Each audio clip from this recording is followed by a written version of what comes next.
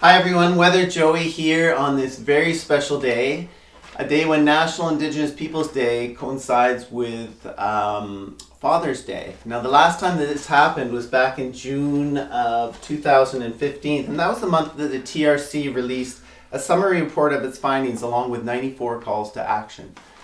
Now, National Indigenous Peoples Day has meant a lot to me over the past couple of years because, along with my two nephews and their parents, we've taken up the local Indigenous peoples' invitation to come down and celebrate their culture with them.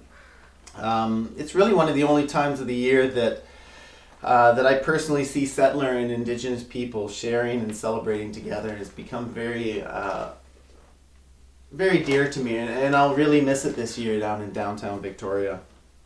However, earlier this year, before COVID struck, I had the opportunity to attend a greeting and welcoming event at a traditional Marae gathering house in New Zealand, Aotearoa. The local Maori hapu invited a number of Indigenous people from around the world, as well as a few of us Pākehā settlers, to share stories of our family histories. It was an event full of truth and emotion, respect and acceptance. I feel honored and privileged to have attended. I feel honored that people chose to share their truths with myself and the rest of the group. If there's one thing that I would take away from this event, it was the importance of listening, of gifting the time and space for people to tell their truths, no matter how hard it may be to hear, and to truly listen. So today I ask that you do me the honor of listening to my story, to the history of the father and grandfathers who have helped shape who I am today. And a word of warning, there's some racist language in this, so I just wanted to give you a heads up.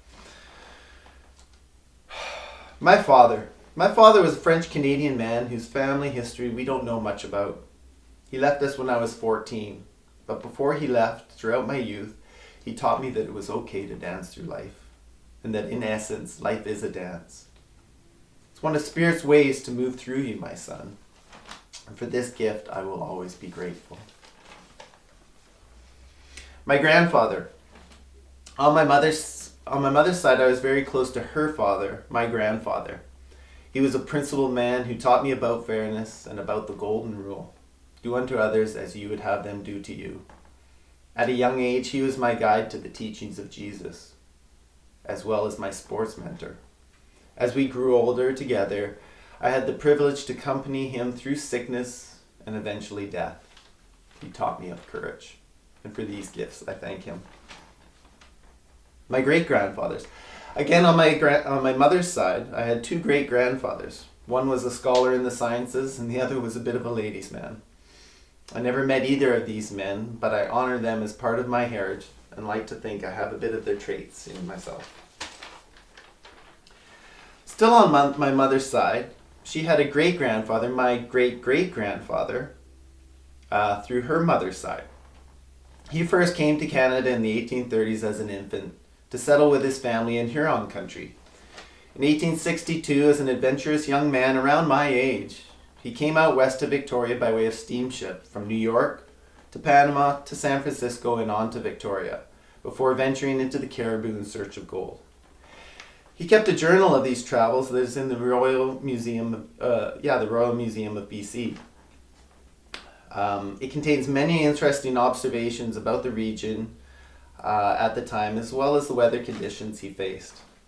This journal gives me a glimpse of who he was and how he felt, but only a glimpse, not really a sense of what kind of man he was. But from his writings, I do know that he felt a sense of white supremacy. Parts of his journal reveal an overt racism to both black and Indigenous people that I believe reflected the general attitude of the settler people at the time. On board the steamship, he writes of the filthy Negroes that served meals. When he first arrives in Victoria, he comments, and I quote, "Victoria contains about 5,000 inhabitants, with a host of Indians, the most degraded set of mortals in existence." I don't repeat these words lightly, but I feel I need to bring them up here because words and thoughts are powerful. They travel through space and time from our ancestors through us. They live in the pages of his diary, but they linger in the bones and blood of this settler culture. My bones and blood. I am proud of many aspects of my heritage that my father and grandfathers have embodied. qualities that I hope to carry and pass on to future generations. But I'm also dreadfully ashamed of many other aspects of this same heritage, particularly the disrespect that my ancestors have shown to other cultures, other peoples, as well as the earth that we walk upon. This disrespect has taken children away from fathers and fathers away from children. It has bought me the power and privilege that I wield today. My generation is learning to let these thoughts of male settler supremacy go. We are slowly learning to listen. To the cultures we've tried to eradicate, to the women we have sought to dominate, and to the earth we have abused. One day I may become a father. And if I have sons, I hope to teach them all the wonderful things that their grandfathers carried with them. But I promise also to remind them of the hypocrisy, arrogance, and fear that these men carried through the generations that led to so much suffering of others, so that they may choose a path of humility, compassion, honor, and strength, and to listen. In the meantime, I'll keep working on myself to be a good uncle to my nephews. Thank you for doing me the honor of listening, and have a happy Indigenous Peoples Day and happy Father's Day.